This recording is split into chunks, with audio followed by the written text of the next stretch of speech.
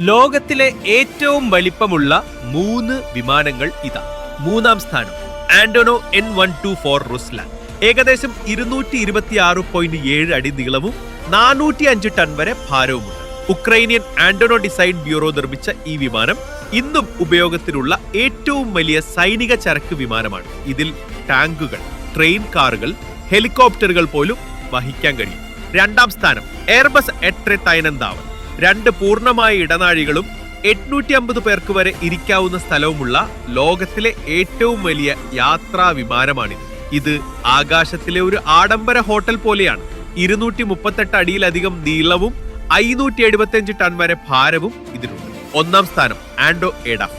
ഇതുവരെ നിർമ്മിച്ചതിൽ വെച്ച് ഏറ്റവും ഭാരമേറിയതും നീളമേറിയതുമായ വിമാനമായിരുന്നു ഇത്. 6 എഞ്ചിനുകളും ഒരു ഫുട്ബോൾ കോർട്ടിന്റെ അത്രയും വീതിയുമുള്ള ചിറകുകളും ഇതിനുണ്ട്.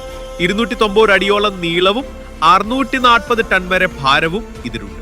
എന്നാൽ ദുഃഖകരമായ കാര്യം, റഷ്യ ഉക്രൈൻ യുദ്ധത്തിൽ ഈ വിമാനം നശിപ്പിക്കപ്പെട്ടു. അതുവരെ ഇതൊരു അദ്വിതീയ എഞ്ചിനീയറിംഗ് അത്ഭുതമായിരുന്നു. നിങ്ങൾ വിമാനയാത്ര നടത്തിയിട്ടുണ്ടോ? കമന്റ് ചെയ്യും.